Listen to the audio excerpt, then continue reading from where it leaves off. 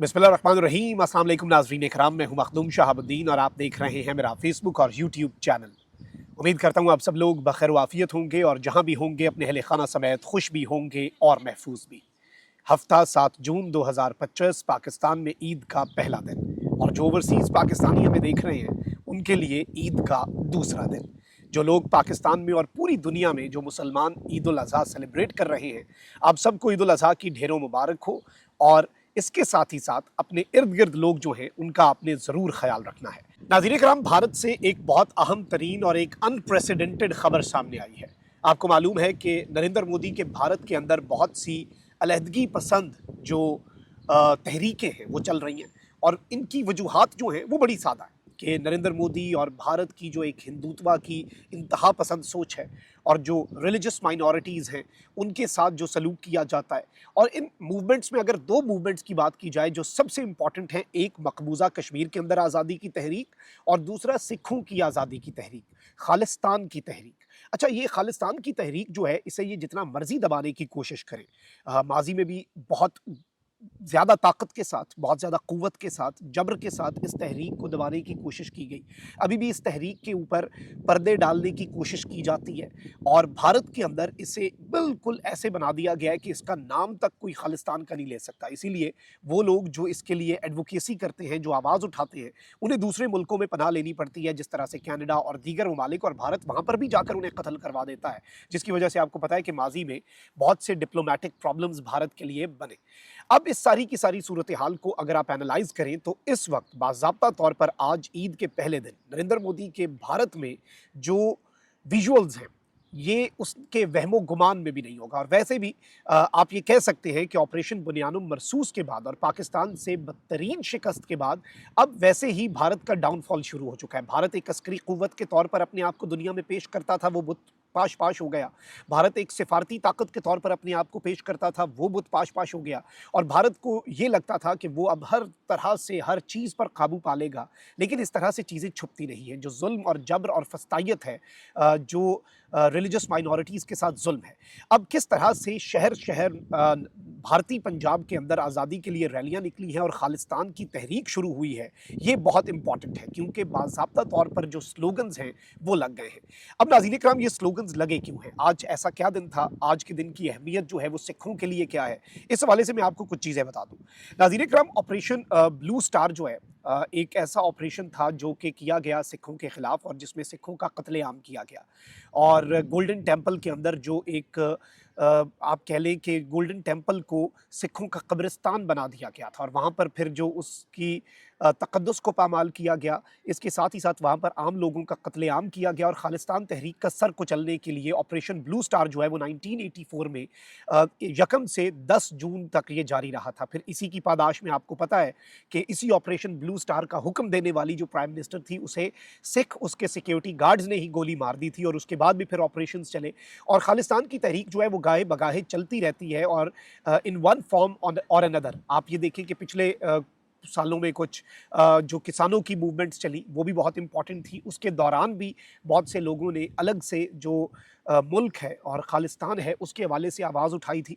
लेकिन अब नाज़रीन इकराम क्या हुआ है, खालिस्तान जिंदाबाद जो है उसके नारे लगे हैं। 41st एनिवर्सरी जो है ऑपरेशन ब्लू स्टार की उस पर, और इसके साथ ही साथ ये डेथ एनिवर्सरी है जरनैल सिंह भिंडरांवाला, जिन्हें इस ऑपरेशन के दौरान भारत की फोर्सेस ने कत्ल कर दिया था, जिन्हें मार दिया था।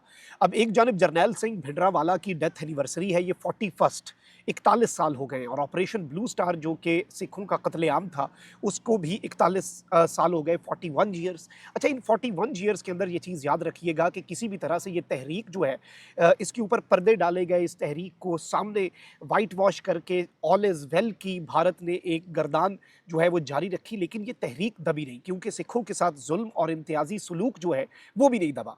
और इसीलिए ये सारे का सारा मामला जो है ये दोबारा से रीसर्फेस करता है। और मैं आपको ये बता दूं कि जो जेनोसाइड डे था, अब उसके ऊपर बाज़ाब्ता तौर पर अब भारत के अंदर कोहराम है, इन लोगों को एंटी नेशनल कहा जा रहा है, बहुत सी चीज़ें हो रही हैं। लेकिन किस तरह से बाज़ाब्ता तौर पर नाज़रीन इकराम गोल्डन टेंपल जो है उसके अंदर स्लोगन्स लगे हैं, गोल्डन टेंपल के अंदर नारे लग गए हैं खालिस्तान के। ये अनप्रेसिडेंटेड है क्योंकि हालिया कुछ सालों के अंदर इस तरह से मीडिया के सामने खुल्लम खुल्ला खालिस्तान के लिए इस तरह से कैंपेन या एडवोकेसी नहीं हुई। और ये एक बड़ा मूव है और इससे कहा जा रहा है कि ये इन्होंने बेसिकली वो जो एक आइस है ना, वो अब ब्रेक हो चुकी है। अब जो झाके हैं वो खुल चुके हैं और अब ये मूवमेंट जो है ये अ, थमती हुई नजर नहीं आ रही। आप जरा ये पहले वीडियो देखें।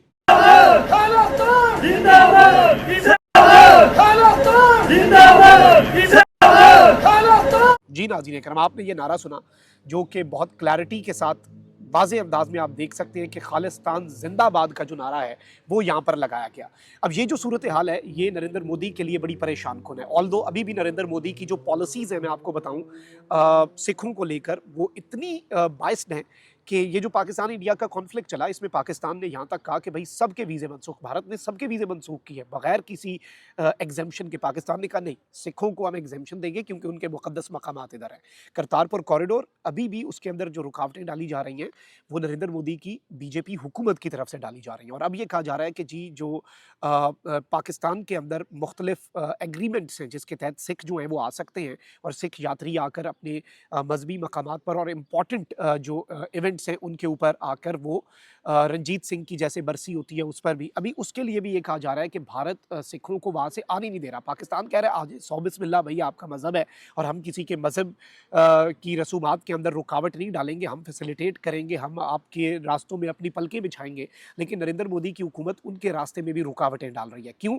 सिर्फ और सिर्फ, और इसमें आपको याद होगा कि ये एक बहुत बड़ा तमाचा भी है। इसी गोल्डन टेंपल के ऊपर इन्होंने कहा कि हमने एयर डिफेंस सिस्टम लगा दिया। इसी गोल्डन टेंपल के ऊपर इन्होंने कहा कि जी पाकिस्तान ने हमला करने की कोशिश की। बाद में इसी टेंपल के जो सरबराह हैं उन्होंने बाज़ाब्ता तौर पर कहा कि भारत का लेफ्टिनेंट जनरल भी झूठा, भारत का मेजर जनरल भी झूठा और इन दोनों ने झूठ बोला है और पाकिस्तान पर ये झूठा इल्ज़ाम लगाया। ऐसा कुछ भी नहीं हुआ और ना ही यहाँ पर हमने इन्हें कोई एयर डिफेंस की गन्स लगाने की इजाज़त दी थी। ऐसा कोई इंसिडेंट सिरे से हुआ ही नहीं।